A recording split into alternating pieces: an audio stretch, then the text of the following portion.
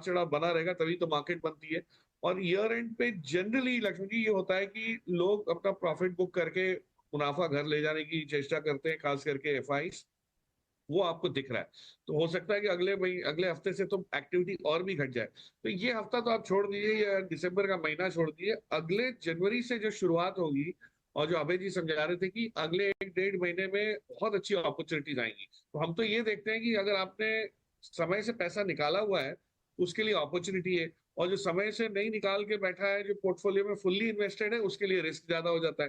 तो depending on आपने क्या एलोकेशंस किए हैं, I think the opportunity is very bright, likely to be very bright. मतलब मैं ये नहीं कह रहा कि गारंटी से आ जाएगा, और अच्छे कारणों की वजह से आना चाहिए कि हमारी इकोनॉमी बेशक वीक रही हो, Q2 खराब रहा हो, जीडीपी स्लो डाउन रहा हो, लेकिन सरकार वैसे कदम उठा रही है जिसकी वजह से ये इम्प्रूवमेंट आपको दिखेगा। तो डर है, लेकिन डर के आगे जीत भी दिख रही है। डर के आगे जीत दिख रहा है। अब अग्रवाल साहब, इन्होंने एक बड़ी अच्छी बात कही कि एक समय था जब एफआई काफ़ी ज़्यादा बेच के निकल रहे थे, डीआई मोर्चा संभाले हुए थे, लेकिन डीआई को लगा बल गए हैं या फिर उनकी झोली खाली हो गई है। जी, मुझे नहीं लगता झोली खाली हुई है। आई थिंक अभी भी काफी जो नेट इनफ्लो है मार्केट में वो पॉजिटिव ही है, नेगेटिव नहीं हुआ है। तो ये हो सकता है कि डीआईआईज ने थोड़ा अपना कैश बढ़ाया हो पोर्टफोलियो में, और वो पीरियोडिकली करते हैं 2-3-4% कैश बढ़ाना कि मार्केट ओवरहीटेड है तो उसको थोड़ा, या कोई ऐसी अपॉर्चुनिटीज दिख रही है होराइजन में जहां पे डिप्लॉय करे, कोई बड़ा आईपीओ आ रहा है, जैसे आपने देखे 2-3 बड़े आईपीओ आए लक्ष्मण जी, और अभी पाइपलाइन में भी हैं मार्च तक। तो वो थोड़ा कैश कंजर्व करें कि आईपीओ में पार्टिसिपेट कर सके। वहां पे भी प्रोरेटा एलोकेशन होता है तो एप्लीकेशन उनको बड़ी डालनी पड़ती है। तो मुझे लगता है उससे ज्यादा कोई ऐसा पैनिक या क्लोज टू पैनिक सिचुएशन तो कहीं नहीं दिख रही है मेरे को डोमेस्टिक इन्वेस्टर्स में।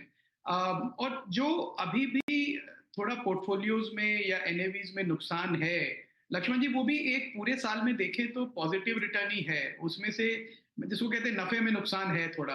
तो कोई ऐसा प्रेशर पार्टिसिपेंट्स पे नहीं है।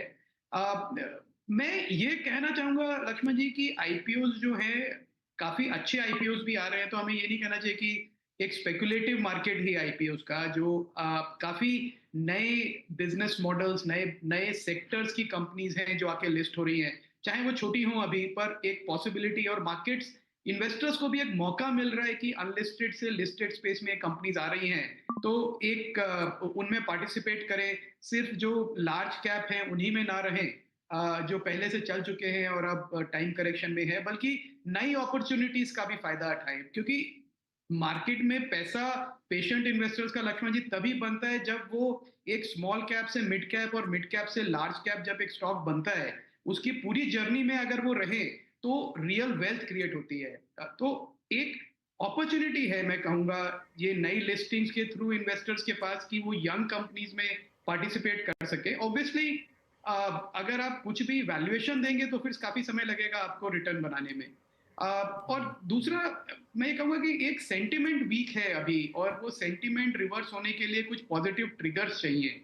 कल जीएसटी कमिटी की मीटिंग है, होपफुली कुछ ऐसी अनाउंसमेंट सेक्टर वाइज कुछ फोकस आए जहां पे ये लगे सरकार का मूड कि हाँ वो एक जीएसटी डिडक्शन करके या रैशनलाइजेशन करके, स्पेशली इंश्योरेंस सेक्टर पे काफी बात हुई है। एक डर है लक्ष्मण जी की वो 35% वाला नया कैटेगरी आ जाएगी, तो मुझे लगा थोड़ा बहुत इस हफ्ते प्रेशर कंजम्पशन स्टॉक्स पे इसलिए भी था कि वो क्या सच में आ जाएगी वो कल पता चलेगा जब मीटिंग होगी।